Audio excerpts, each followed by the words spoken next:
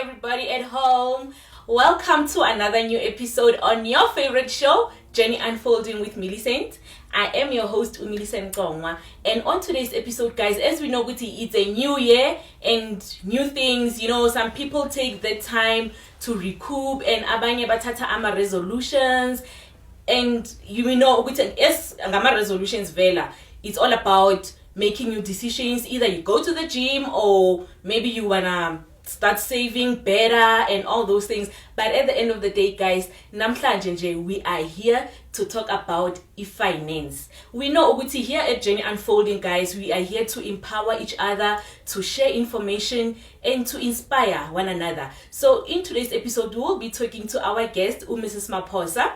She will be taking us through how do we deal with finances and how can we plan better in a new year, because it's all about planning at the end of the day. Mrs. Maphosa, though, she's not just an ordinary person. You know what, this woman, she's got brains, she's beautiful, and she's so down to earth. She is an internal auditor.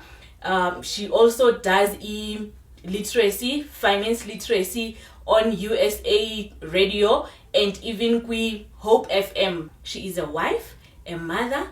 Help me welcome my guest, Mrs. Maphosa, in studio. Mrs. Maphosa, welcome to Journey Unfolding with Millicent. Hi, how are you, Stan? Good, and how are you? I'm good, thanks. Wow, that smile, Jay. You know what, with that smile. Yes. Nina Jay, you being an auditor, Nigabantu abaya itingani ngena nje, you know, in companies. Siyakhakhazela, you know, asazi ukuthi sibambe iphisi yeke ini. Do your things right, Millicent. Do your things right. Okay. If your working papers, everything is in order, there's no need for you to run up and down. Okay. So 2021, we're doing things differently. Definitely. Doing things right. Yes. Yeah. On a new slate. We are starting on a new slate. New year, new slate, new resolutions. Wow. Oh yes, indeed. Thank you so much, Sanelisiwe. And you know what? Now we are here uthetha finance. We know ukuthi this is the new year. And with new year vela, it comes so many things. We plan okay, fine, which vacation do I want to go to? Maybe I want to buy a property or I want to buy a car, you understand? And that, I believe, it comes with planning vela. Yes, it does. Indeed, and planning vela, it go about all those things, we use money on them.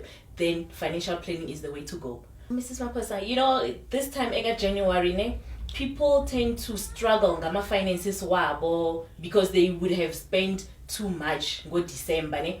And when we look at 2020 was different. It's December, it was different. I believe people didn't really had to spend so much like we used to do all these other years because of basically lockdown. You understand? We couldn't really go anywhere. So whatever that you had, you would spend with those close to you. And I believe it would even come to spending less, you understand? Yes. But then you get now January, people are queuing kuma loan sharks, you understand, borrowing money. Abanye, the parents, they even struggle. Get school fees, abantwana babo, stationery, you understand, we have to buy stationery this time of the year. And now what can you, from a professional side of point, what can you say to those people who are trying to find their way at this time, gain by finance? Maybe is it because they didn't plan properly, or what could even be the problem?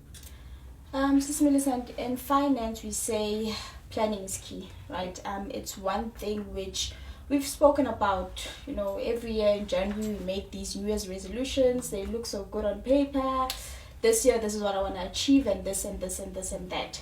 But in reality, is that come January, you know, or 3 months down the line, come March, do we really stick to those resolutions? And what are the reasons why we can't plan properly when it comes to finance? Is it a lack of financial literacy? Is it a lack of discipline? But the biggest challenge from my experience when it comes to financial planning, especially in January with most people, is that first and foremost, we are not as realistic as we should be with ourselves. If I can ask you a question, what is your income to debt ratio? It's actually something that you should answer. You know, you should be able to tell me that my income to debt ratio is this how much, you know. And for certain people, it seems like rocket science to them, which it actually it's not at all. Financial planning is quite simple. You know, I know financial advisors, they come in and they twang and they speak, this type of English. Exactly. And yes, for certain people, they feel as if it's out of reach for them, which in actual case, it's not. Financial planning is a personal journey though. It's a personal journey that you need to undertake yourself. It's not a recipe, where I tell you add 3 eggs, add flour, add what bacon, boom, it's going to because work that for is you. what sometimes some of the people they make it like They that. make it It's seem like, as if it's like yes. that. No, it's a personal journey for yourself where you sit down with yourself. Not in January, my darling. Not okay. in January. Do When? not sit down. Do not. At least do it in November.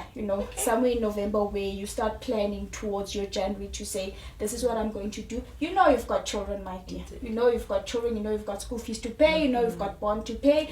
And what we saw with 2020, financially, it was such a bad year for so many people. People lost their jobs, retrenchments kicked in. The only good thing was the repo rate, which remained the same. But with so many people, when it came to their finances, 2020 was a bad year. Now, let's go back to financial planning. How do you plan as an ordinary person? Here you are this morning thinking, as in, I need to go to Mashonis. I don't have a choice. The schools are opening. I need to fund stationery. I need to do what? The key, listen, the key is your bank statement. Wow. That is one thing that will never lie to you. Okay, so Jani, how is my bank statement? Your bank statement is a reflection of your spending patterns. With some of us, we tell ourselves that, hey, I earn this much. After 10 days, I don't have any money left. But the question is, what is it that you are spending it on?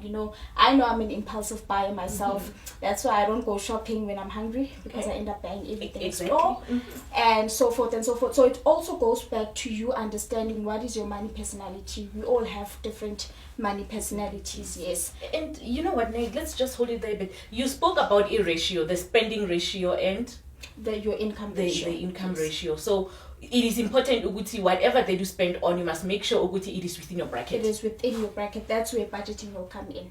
Okay. Budgeting as a factor should be able to come in, where you sit down with your bank statement and be as realistic as you possibly can with yourself to say, this is the income that I'm getting. These are the expenses from your bank statement. It can tell you whether you're spending too much on data. Is it gym fee? When last have you been to the gym? I know I paid for gym for 6 months and I didn't go. Indeed. But anyway, For me, it was a year. yes. And I never went to the gym. Babes, lockdown. That's our only excuse at this point in time. But sometimes we tend to pay for certain expenses. They might look small, but when you consolidate them, you see I have spent 1,000 rand on something that does not add value to my life whatsoever. So your bank statement will able to reflect you to say, I'm spending this much, I'm doing this much, and I'm doing that much. From there, you'll be able to see, right, this is the amount of money that I have left at the end of the month, and this is what I need to deal with.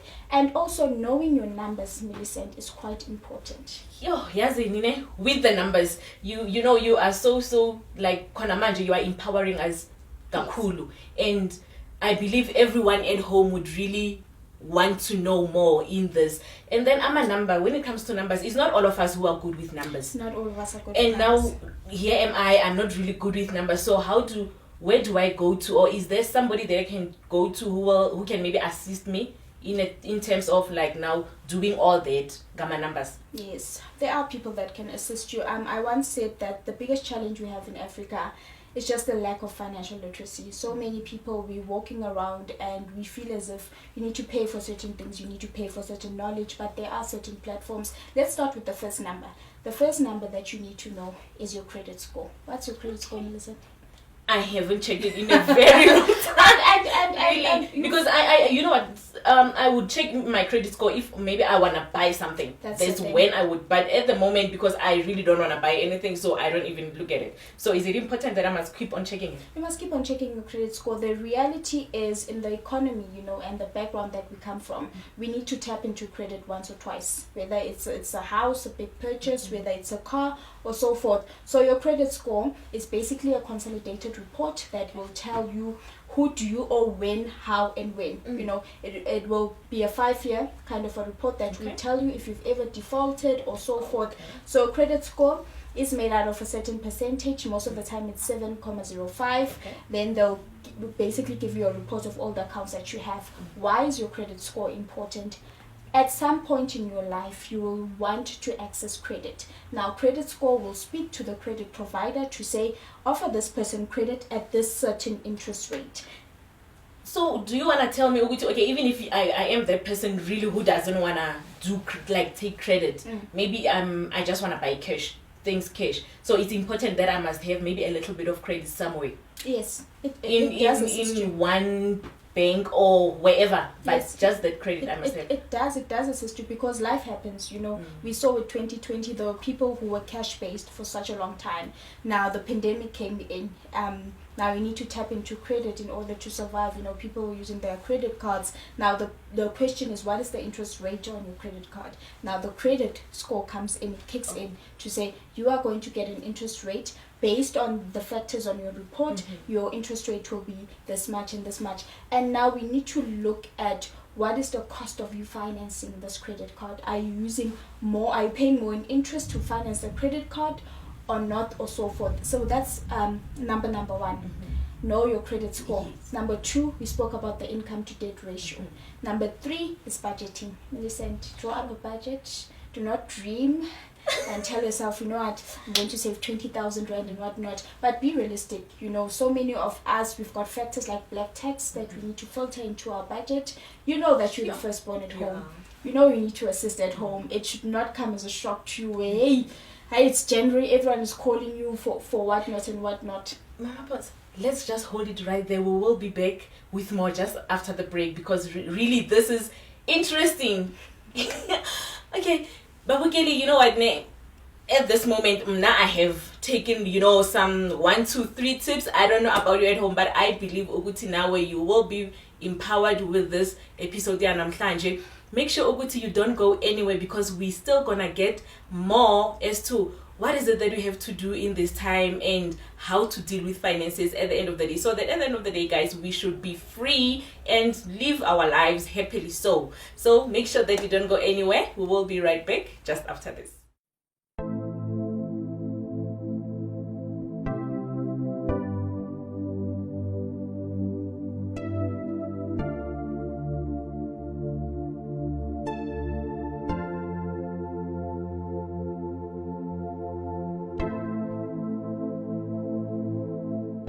Welcome back. You are still tuned to Journey Unfolding with Millicent, and I'm still sitting with my beautiful guest, Mrs. Maphosa. She is an auditor and a financial advisor, as she is advising us gemali uguti how to spend our money, how to save, and how to do our budget. And before the break, though, we were talking about a budget. Mrs. Maphosa, what's your name? Yes. We were talking about a budget before the break. How important is it uguti umtu abe ne personal budget? What is it and what does it entail? A personal budget, firstly, let's detail what it is. Personal budget, it will speak to your finances on a personal level, where you sit down with yourself and you tell yourself, this is the income that I get, this is the expenses that I have. Why is it important? So many of us have got financial goals, especially at this point of time, at the beginning of the year and so forth. But it is hard for you to draw a big picture if you can't deal with the small pieces to say where does what fit in, how, and so forth. Even if you are a grandmother, you're on pension or so forth, a personal budget is quite important for you to sit down and do a budget for yourself to say 20 rand is stock fairly, 50 rand is what I want to increase my policies, I want to do what. But until you sit down with yourself and you write it down, and you go back and you review to say, this 20 rand is for my stock file, this 50 rand is for the policy, this is how much that I'm going to spend on the living expenses and so forth. That's why it's quite important, irregardless of what level you are on, you need to have a personal budget that will speak to your finances. And now, you spoke more about it and you spoke much on it. Even to a self-employed person must have a personal budget. It is important. And now, maybe some people would say, okay, fine, self-employed person maybe would say, okay, fine, I just get 50 rand per week or however, so how can I do a budget? And basically, for you to start and saying, okay, fine, we can say you must do a budget or you must take financial your finances into consideration. Must you have maybe 50,000 or maybe 100 rand or a 10 rand? When must you really start budgeting?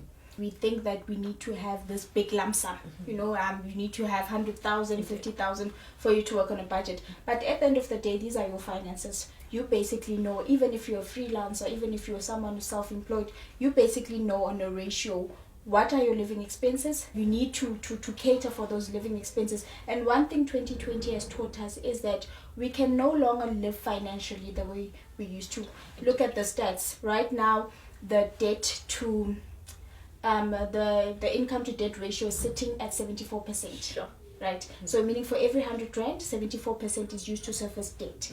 People only have 26 rand, 26 rand for their living expenses. Now this tells us a story to say we need to go back and check budgeting.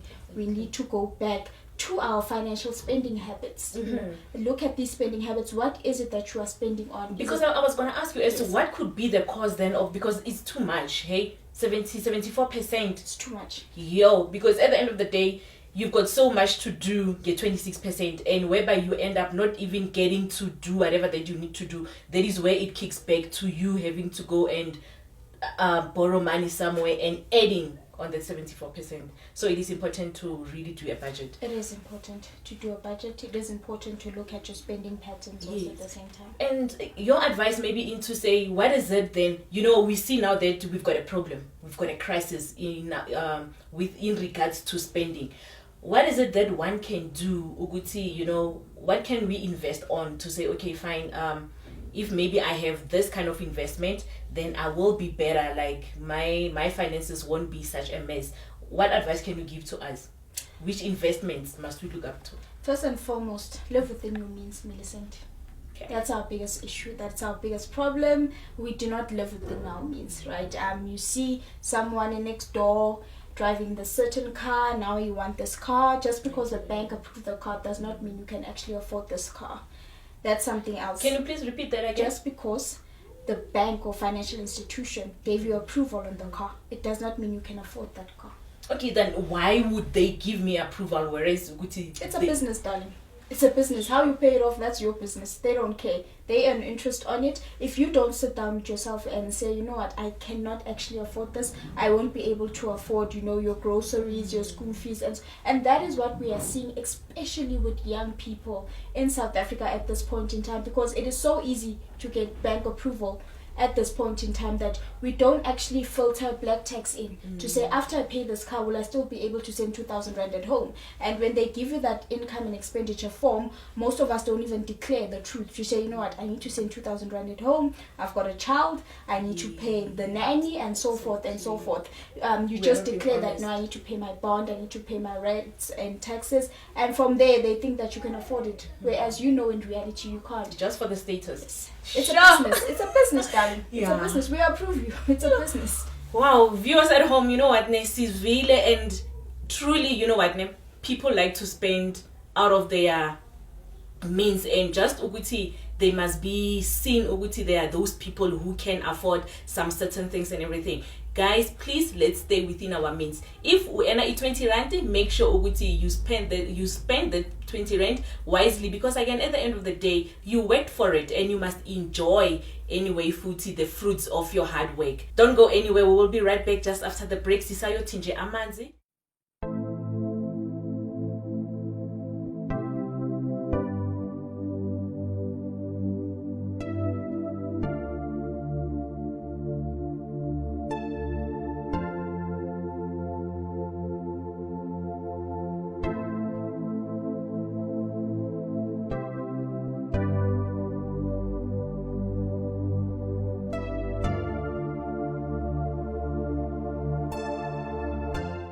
2020 has really been a rough and a tough year to most of the people, because there were those people who lost their jobs, not because of they did anything wrong, but because of retrenchments. And other companies, they even went to an extent of cutting the hours of their workers, whereby when you were used to earning maybe a certain amount of money, you earned now a little, you earned lower than what you used to earn. And that on its own, I believe, Uguti, it crippled abanye abantu, because you are now no more able to spend the way you used to spend. Mrs. Maphosa, Yes, yes. yes, and there is this thing, they eat personal finance. Yes. Just tell us about it. What is it, and how can one empower him or herself about it? When it comes to personal finance, we need to go back to basics. That's tip number one. So many of us, we lived the Instagram life, to a point that we paid for things that didn't really add value to our lives. So it's time that we go back to basics, the way that we were raised, oh mom bet baby chala, they had a certain way of living and so forth. So it's important that we on a personal level we go back to basics. Certain things are not important, entertainment. So many of us are spending too much on entertainment. If you sit down and you check your bank statement, you're like, yo, yeah, I spent thousands on entertainment in a month. Your Netflix, and your box office, you're paying more on box office because you're sitting there the whole day and you keep changing movies and so forth. That can be a major expense at the end of the month when you look at it. It's still entertainment. It's still in a form of entertainment. Yes, we did pay less when it came to parking, mall parkings and so forth, because we didn't travel as much, petrol, traveling expenses. Most people are working from home. It was far less, but we still need to go back to basics on a personal level to say, did I really need 1, 2, 3, and 4? Let me scratch it out. Let me rather take it and put it in a certain investment. I think it's about time, especially as Black people, that we do not rely on one source of income. It's time that we diversify our incomes.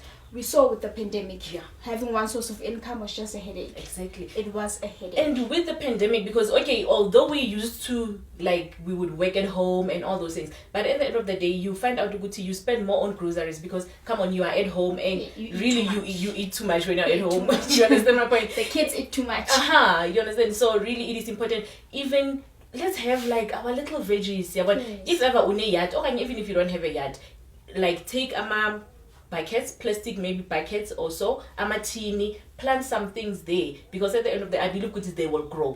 Plant and then you eat from your garden. That is the easiest way, the cheapest, and even the healthiest way. Mrs. Maphosa, it was good to have you here on Journey Unfolding, and we have learned so much in finances. Thank you so much for embracing us with your presence.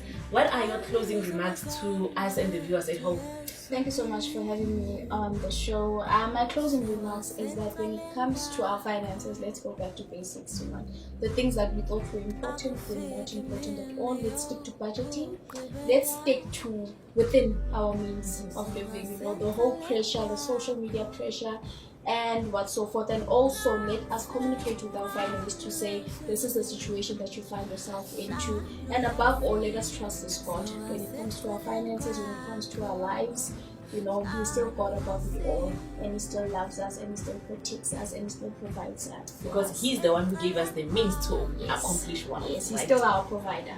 He's still our provider. He's still God even in times like these. Thank you very much, viewers at home. It was really lovely to have Mrs. Maphosa and you at home. I believe you've learned so much as I did. Until next time, same place here at Journey Unfolding. Have a blessed, wonderful week. And spend wisely and save more. Love you. Bye-bye.